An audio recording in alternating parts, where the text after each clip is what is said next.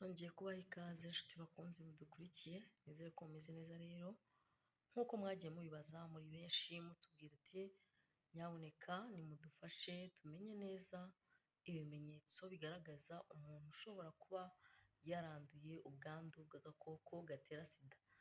Hari igihe rimwe na rimwe usanga akenshi umuntu ashobora kwandura ariko ntabimenye. Ibyo bintu waba ubizi? Hari igihe ushobora kuba wowe udukurikiye ushobora kuba waranduye ariko ukaba utabizi. Ni ukuvuga ngo rero niyo mpamvu tugiye kugira ngo tubabwire ibimenyetso, wikurikirane urebe niba koko ibyo bimenyetso bifite, hanyuma noneho utangirane n'inama za muganga.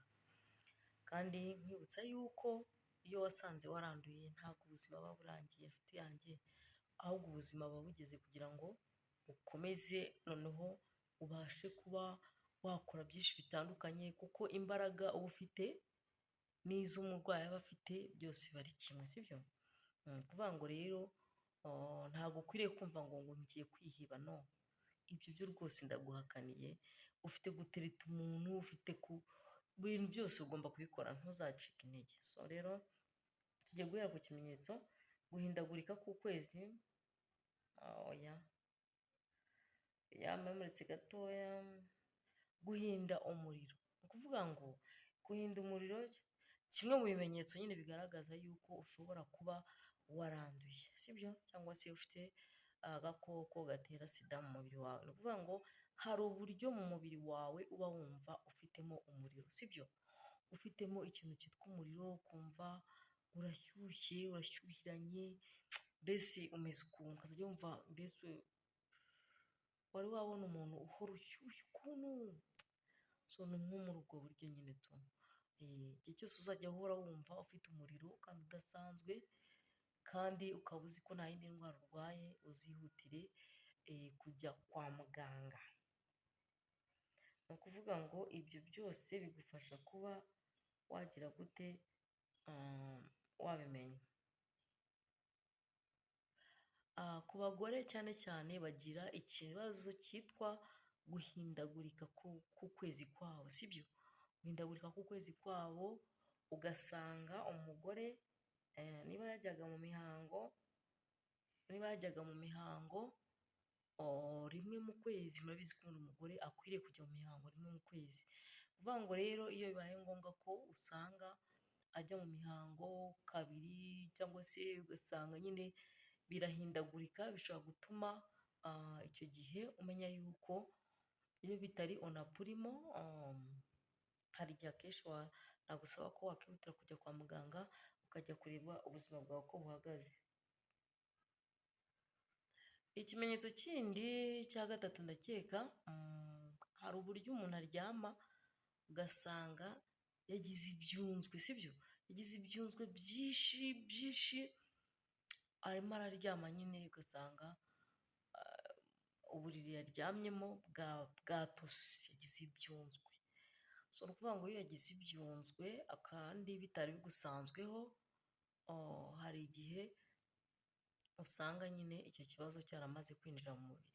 Mu gihe uzi yuko wakoze imibonano mpuzabitsina idakingiye, ihutire guhita ureba kuko ibyo bintu ari byo, kugira ngo ukurikize inama za muganga. Hari ikintu kimwe maze kubona,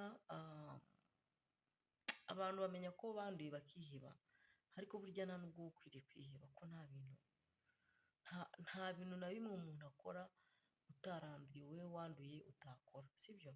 Ibintu byose wabikora. Ni ukuvuga ngo rero nta mpamvu yo kwiheba ngo wumve ngo isi irarangiye, ukwiriye mbese nyine tu. Ni ukuvuga ngo rero iyo uryama ukagira ibyunzwe byinshi cyane, uzajya umenya yuko ibyo ari ikibazo, cyane cyane ko niba bitari bisanzwe bikubaho. Ikindi kandi tubabwire, ibyo byose twagiye tuvuga ntabwo ari ukubera wenda ngo abantu bose barabigira, yaba ari umuntu muzima arabigira, yaba n'uwamaze kwandura arabigira. Impamvu tuba tubivuze ni ukugira ngo umekinge shuwa, urebe ko mbere bitakubagaho, uyu munsi none akaba aribwo uri kubona impinduka mu buzima bwawe. Rero niba uzi yuko ujya uryama ugasanga uba ufite icyo kibazo, uzamenye yuko ibintu byakomeye nyaboneka ujye kwa muganga, imiti ni ubuntu. So ikindi cya kane, ikimenyetso cya kane kiravuga ngo kugira ubugendakanwa, sibyo? Ubugendakanwa ngira ngo murabizi, ubundi ubugendakanwa burwarwa n'abana, sibyo rata? Niba mubyibuka, abana bakunda kurwara ibintu ku rurimi, sibyo? Ku rurimi ugasanga nyine mo baramukubishaho ikintu cyitwa inuze, bakundaga mbere, najyaga mbona bakunda gukubishaho ibintu by'ibinure by'ibiki kugira ngo biriya bintu by'umweru biba byafasheho biveho. So ni ukuvuga ngo rero umuntu mukuru iyo atangiye kurwara ibyo bintu, akajya kubona akabona ururimi rwe rwarwaye ubugendakanwa n'ibiki, ajya amenya yuko icyo kibazo cyagize gute, gishobora kuba cyamuziye. Ni ukuvuga ngo byanga byakunda biba bisaba kugira ngo ubashe kuba wakihutira ujya kwa muganga kugira ngo barebe inama, bakugire inama, kubera ko hari n'umuntu usanga yaranduye ariko ugasanga nta gicurane, nta nkorora, ubuzima bwe bukomeye cyane. So ni ukuvuga ngo rero, ariko hari n'igihe ugira gutyo ukajya kubona ukabona nk'ako kamenyetso urakabonye, ukwiriye kuba wagira gute, wajya kwa muganga. Ni ukuvuga ngo noneho icya gatanu, kugira ibiheri ku mubiri bidasobanutse, sibyo? Ibiheri ku mubiri, ukajya kubona ukabona nk'ibiheri byaraje mu maso hawe, ibiheri wenda si uko ari amavuta, si iki, kandi noneho ibiheri nk'ibyo ngibyo bikunda gututikamo utuntu tumeze nk'udushyira, sibyo? Ntabwo bipfa mbese ntabwo biba ari ibiheri biri aho bisanzwe, ahubwo hakunda kuza nk'utuntu dututika tumeze nk'aho ari amashyira. Utwo duheri rero akenshi na kenshi dukunda, iyo ujya utubona mu maso hawe, uzamenye yuko ubuzima bwawe butari seriye, uzihutire kujya kwa muganga, sibyo? Ni ukuvuga ngo noneho ntabwo bivuze yuko ubaye utararanduye udashobora kuba warwara ibyo biheri. Nyaboneka mujye mutwumva neza, hari n'igihe bishobora kubaho, ariko iyo tubivuga gutyo tuba tuvuga ngo niba bitajyaga bikubaho, uzajya umenya yuko haba hari ikindi kibazo gishobora kuba mu buzima bwawe cyakuziye.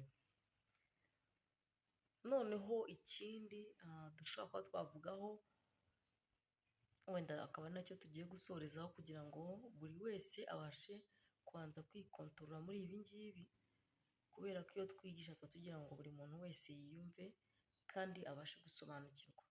Kandi burya niba hari icyo tuvuze ntitukivuge nk'uko ubishaka, cyangwa se ukumva komenti cyangwa nimero yacu ya telefone, ndaza kuza kuyibashyiriraho kugira ngo byorohe. So ni ukuvuga ngo rero,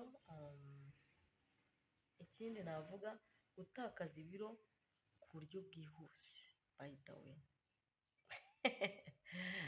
Ubushize, ariko yarekanira kubivuga si ngombwa, gutakaza ibiro mu buryo bwihuse biri mu bintu bishobora gutuma uhita umenya ikibazo ufite, kuko akenshi na kenshi iyo indwara yamaze kukugera mu mubiri, hari uburyo bishobora kugeramo abasirikare bawe bakaganzwa, ugatangira nyine ukagwa hasi, hasi, ibiro byawe bigatakara ku bwinshi, ku buryo nko mu kwezi ushobora guhorotamo ibiro nk'icumi. Ubwo rero urumva mu by'ukuri ibiro 10 biba ari byinshi, kuba wabihorota mu gihe cy'ukwezi kumwe biba ari ibintu bitoroshye cyane.